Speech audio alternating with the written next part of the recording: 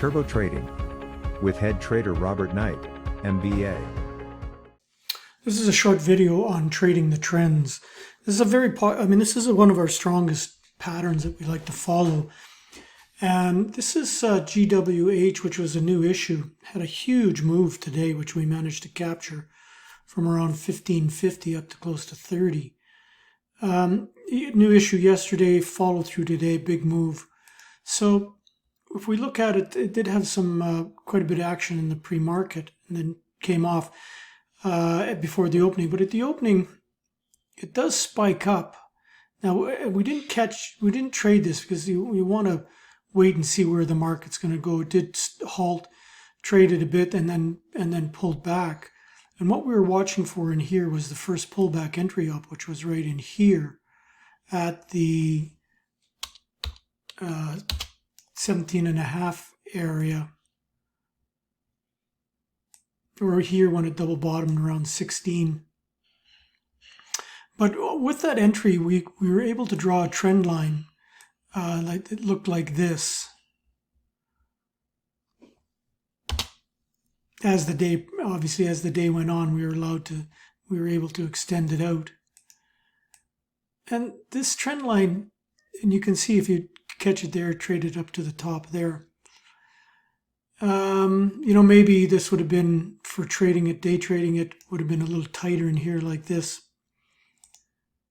But what we see is a big, strong channel that this thing gets into.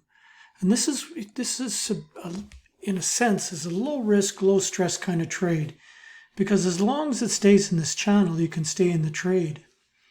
And so every time and we talked about this, every time it touches the bottom here, you can buy the stock, and every time it touches the top of the channel, maybe, this was the channel like that to start with in here, sell some there, and then it accelerated through it.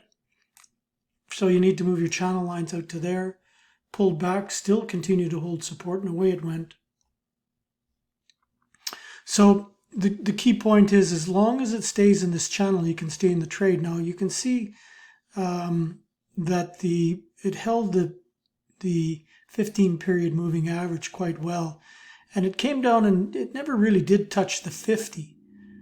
It did trade sort of between the 34 and the 50 a few times, but really it was this trend line that was of most interest to us, and it held it all the way up.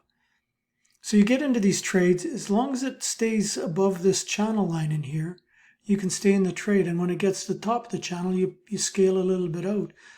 If you want, you can buy it on the dips and sell it on the rips. Buy it on the dip, sell it on the rip. And then, the point where you're looking to sell it, you get a pattern like this, double top, you want to, let some go. Here it broke the channel, and then popped back up, failed. There was your exit signal right there, where it came down through the channel, popped back up through it, and then failed, and then started to back off. And so from that level, 27, let's call it, it traded back down to 22. It was a $5 move to the downside when it broke out of that channel.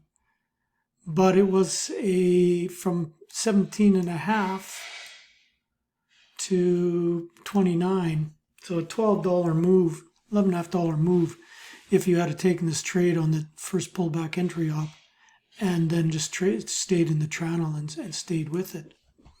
Another really good example of that was this NRXP. This is the same thing.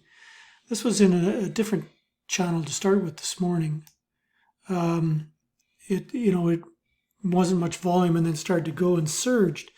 Really, the opportunity to buy this stock, because this was low volume and didn't really get a chance to, it started late, didn't really do much, then ground, it just sort of inched its way higher.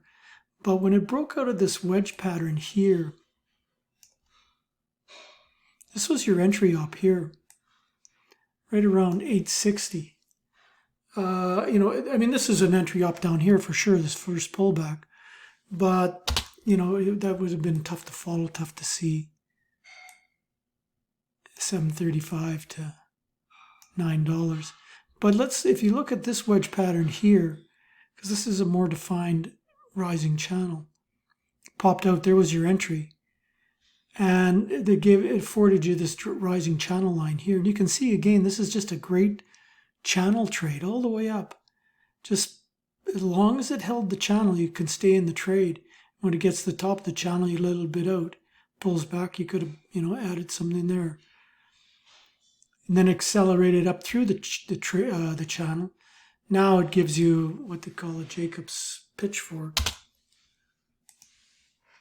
And that's your new support line. Was resistance, now support. And there's your new channel line above it.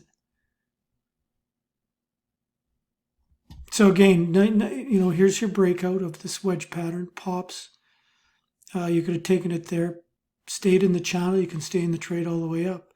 So from 850 to the close, just over 11. It's close to a $3 move.